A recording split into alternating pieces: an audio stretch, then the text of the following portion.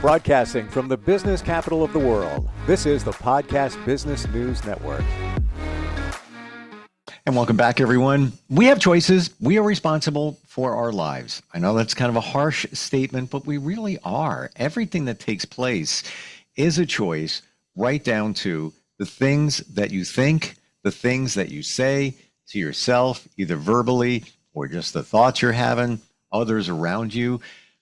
Imagine reframing that in a positive way, realistically positive. I'm not talking about putting the rose-colored glasses on and just, ignoring everything, but having a more positive outlook will bring you more joy and positivity in your life. Okay, Steve, easier said than done. Call upon a professional. This is out of your wheelhouse. I have her right here. She has a wonderful center in Massachusetts that, with a staff of many, helping people reframe their lives and have a positive outcome, overcoming lots of challenges. She's our Diamond of the Decade. Sherri Alexandrovich joins us once again on the program. How are you doing today? I'm doing fabulous. How about yourself?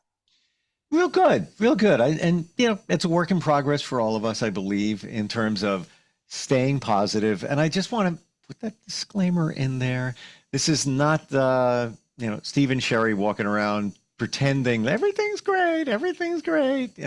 No, life has challenges. We get that. Sure. But Sure.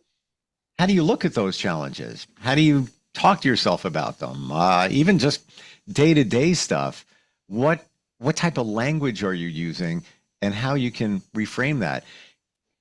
Sherri, can we go back to the beginning? When we were these fresh, bright-eyed children with nothing jaded yet. A 5-year-old looks at the world. They can do anything.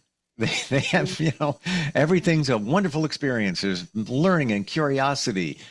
And then the changes take place. I know we've talked about that briefly before. Can we go back there just to illustrate the rewiring of the brain? And then when you get to adult life, how we can rewire it back to maybe before, things changed as a kid. Mm-hmm. So, I'm a firm believer that we're blank slates when we're born. Right. So we don't have any experiences outside of whatever our in utero experiences are. And that, opinion on that kind of varies, pretty greatly depending on who's talking about it. So our first really experiences is upon birth. And it really will stem back to how our needs were or were not cared for or tended to, and what that looks like. And that is going to shape and change how we perceive certain situations. So if we're a baby whose needs were never met and we cry ourselves to sleep, we cry because we haven't been fed, we cry because we haven't, had our diaper changed.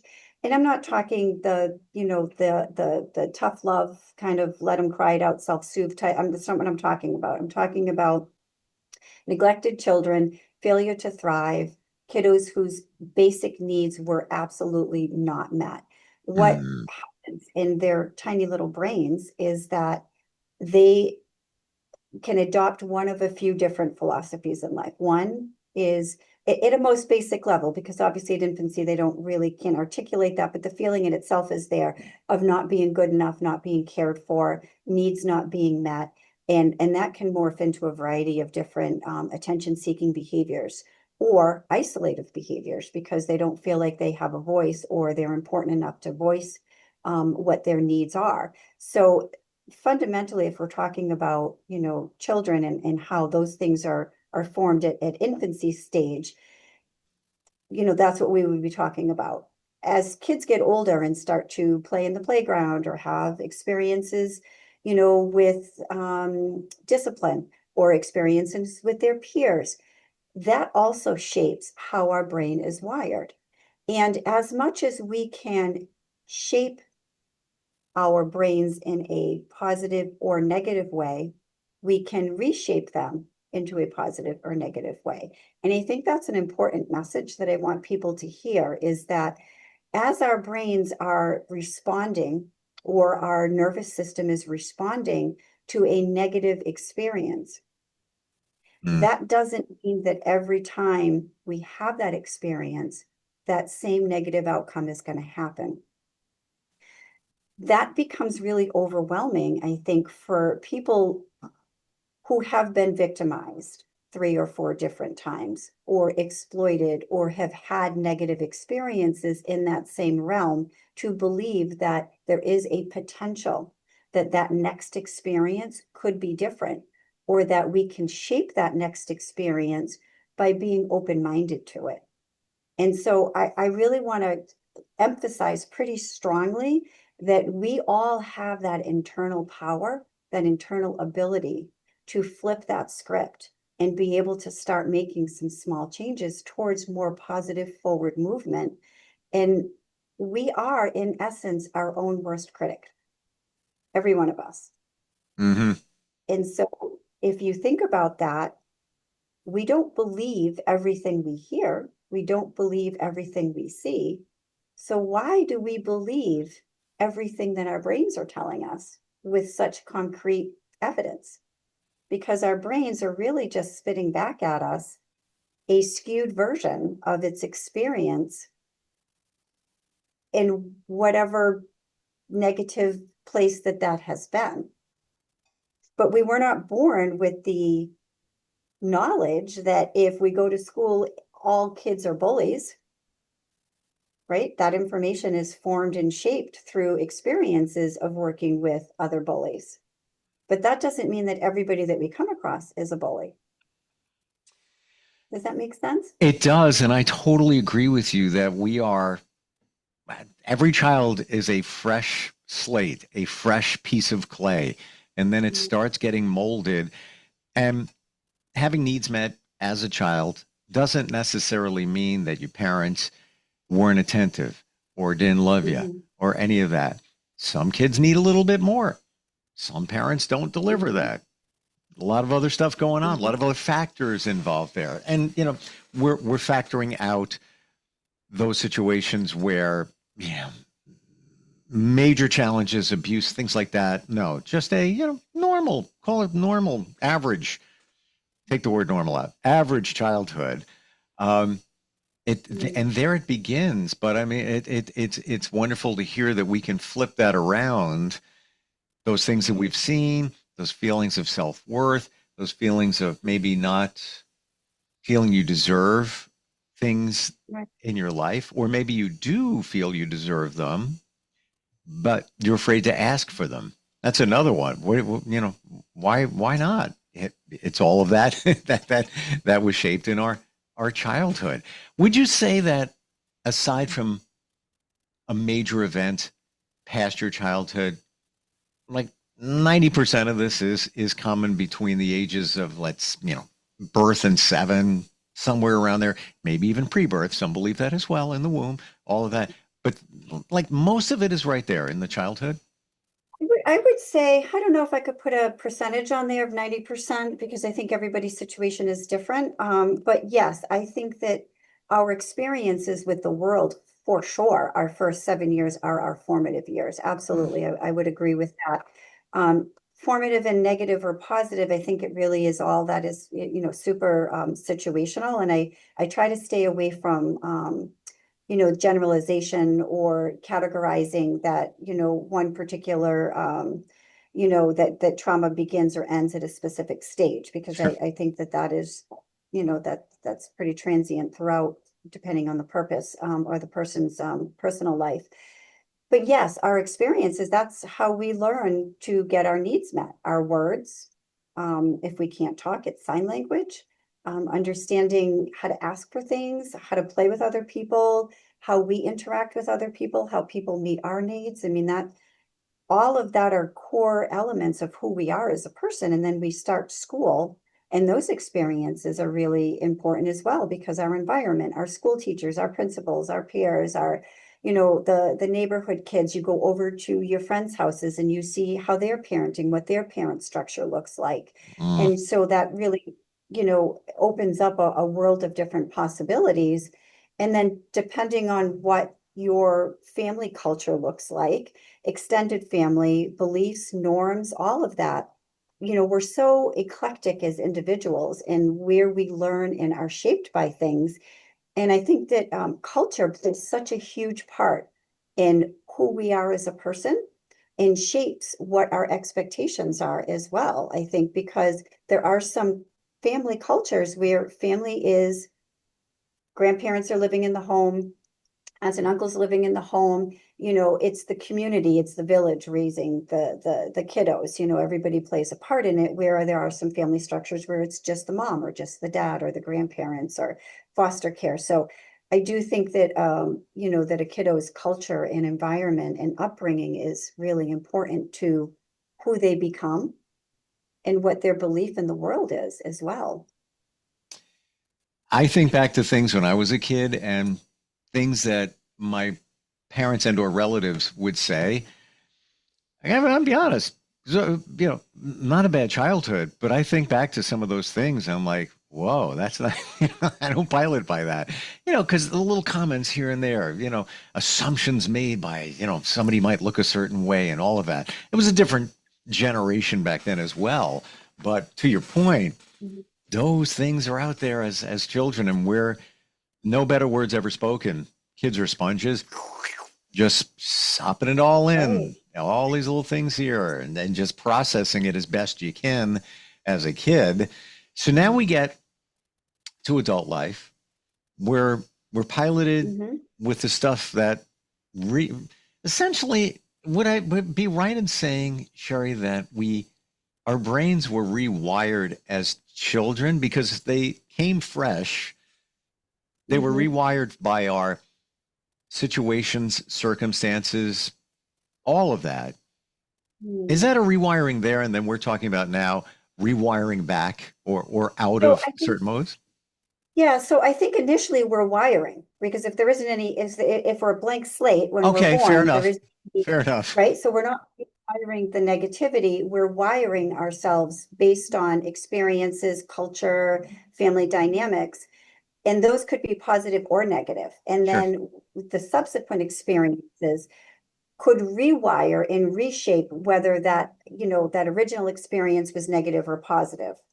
Does that make sense? Totally. Yeah. Yeah. But Thank you. you can Thank you for that also because it's a fresh wiring, if you will. Yeah, it is a fresh wiring when we're born, correct. And then, but you know what the wonderful, wonderful thing about our brains is that it can always be rewired again.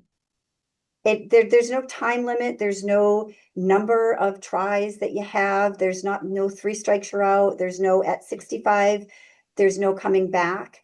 And I think that's one of the really, really super important messages that I want everybody to know is that regardless of your situation or situations or experiences, we always 100% of the time have the opportunity to effectuate change, Mm. to want to do things differently. Sometimes other people's challenges are harder than others, but when you go into therapy, that restructuring is one of the foundations of what we do. And that's why it's so important to kind of, when you have that initial intake assessment, is to just talk about and get all of the background information, get the genogram, get the culture, all of those parts. What does the family structure look like? Because that gives us a better idea of what we're working with as clinicians and what that family structure looks like to be able to better understand that individual Mm. and then be able to see what parts of that self-talk need to be restructured and in what way. Because was that negative self-talk born from parents, from culture, from trauma, from a negative experience? And that really kind of shapes and changes how we're going to help somebody to rewire that in a different lens. So what if we, Is that? yeah, get to the granular level, the everyday life, Mhm. things that we say to ourselves.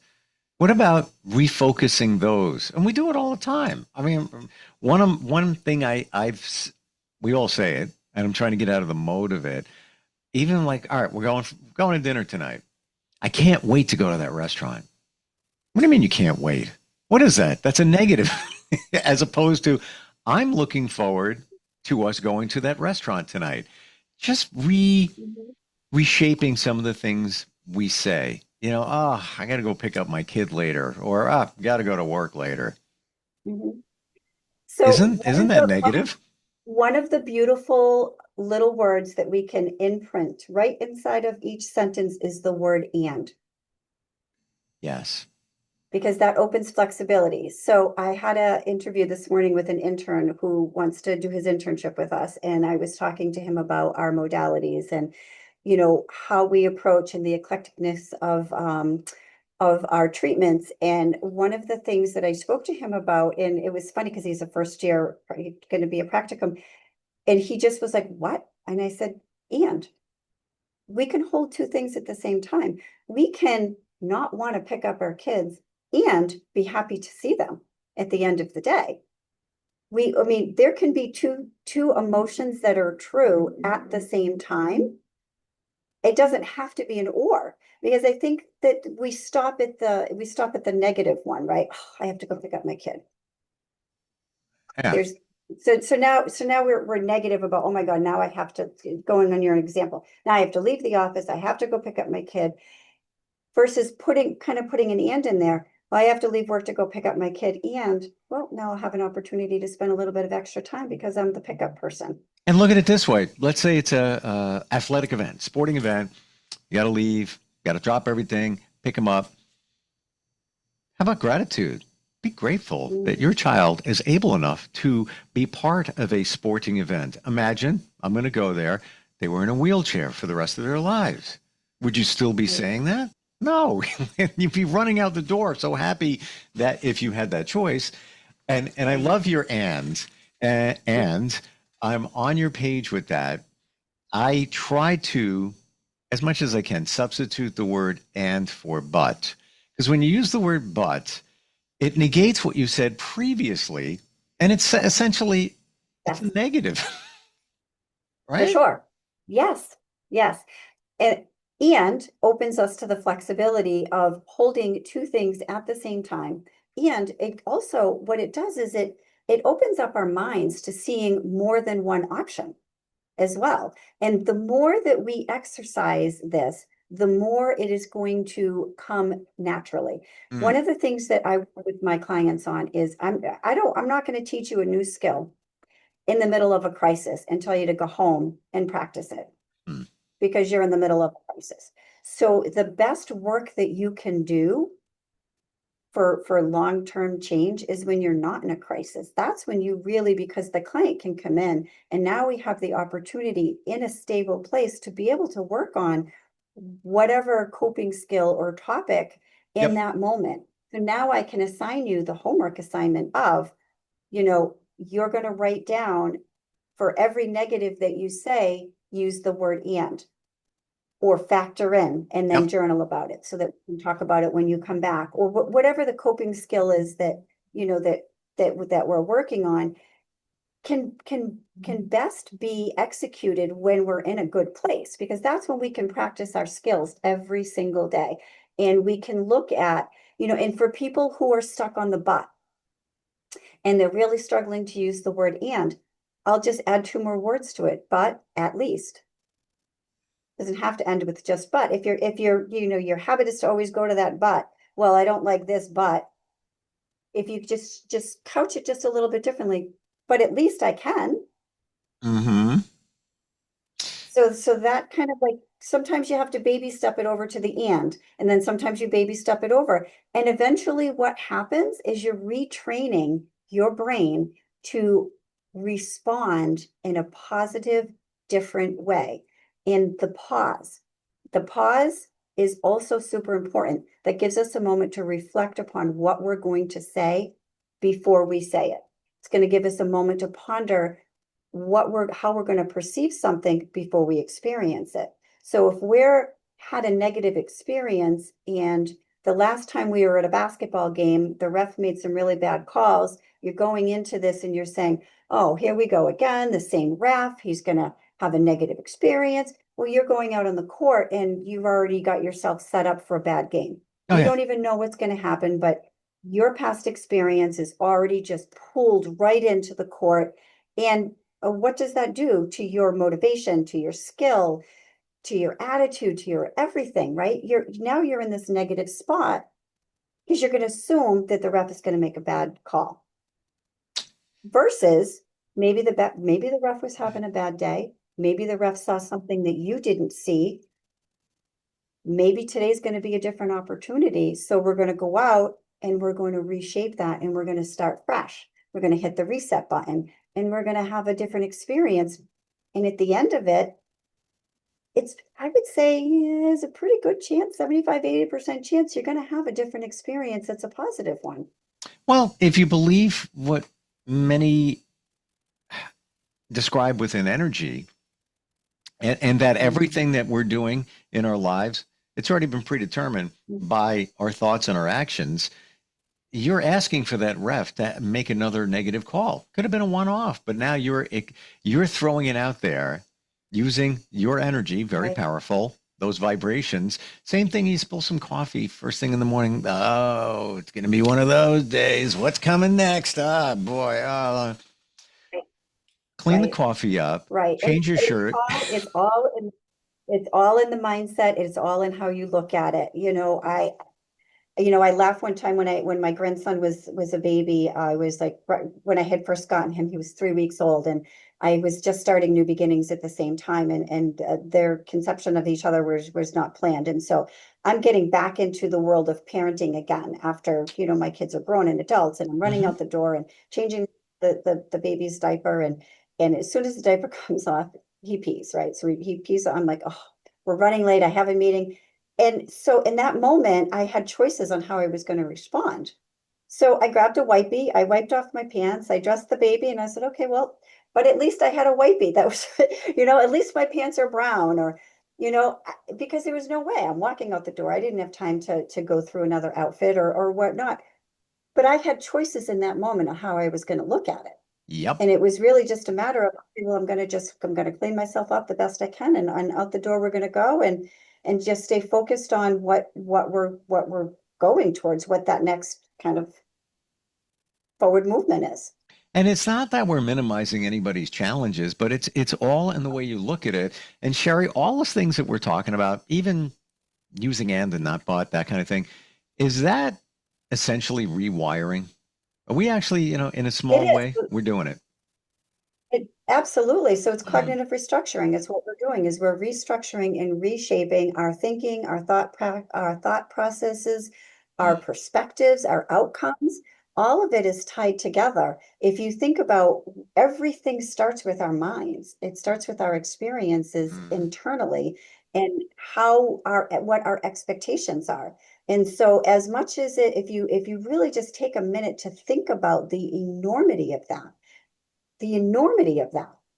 we have the ability to change and reshape anything that comes in our path. It's really just the energy that we're going to give it and the perspective that we're going to give it and the openness to possibilities, If somebody was because that's negative what, in your life, would you, do things for them? Like they're just negative, maybe a little nasty. Would you keep feeding them, all, no. So why feed that negative within you? And I just looked at the clock. We're out of time. Like, how did that even oh happen? wow, Like what?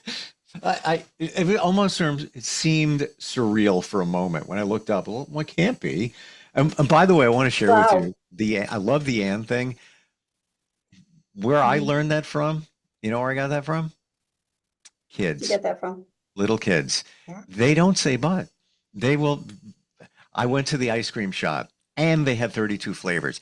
And I got gummy worms on top. And I did this. And it was so amazing. And I got a drink with it. And we're going back tomorrow. And. Magical. Right. And we have something to learn from all of that, because kids look at things in such depth.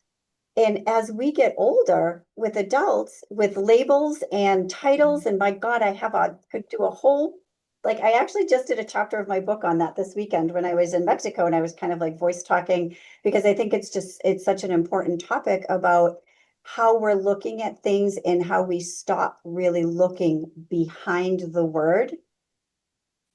So when Yep. we're little and we see this beautiful thing in the sky, we look at its feathers, and I actually thought of it because there was a bird, and there was these two little, his must have been his babies teaching him to bird. I was kind of sitting on the deck and I was like watching up, and I was like, you know, when we look up and we see, oh, there's a bird, we don't stop to really look at what's happening. But when you just take that moment, you're like, wow, look, that's a mother or a father, and it's teaching its babies to fly. And it was Hmm. just such an amazing thing to witness.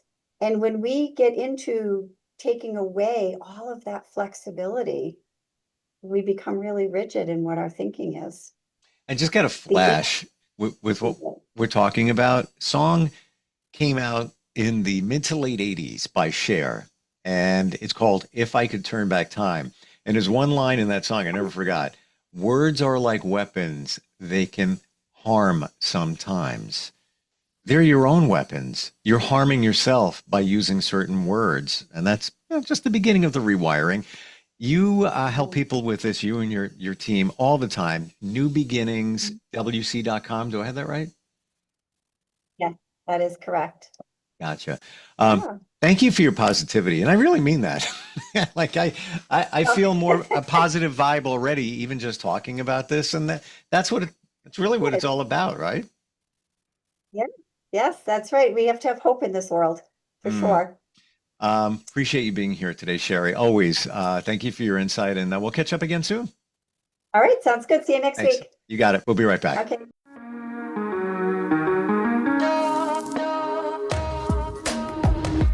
Broadcasting from the business capital of the world, this is the Podcast Business News Network.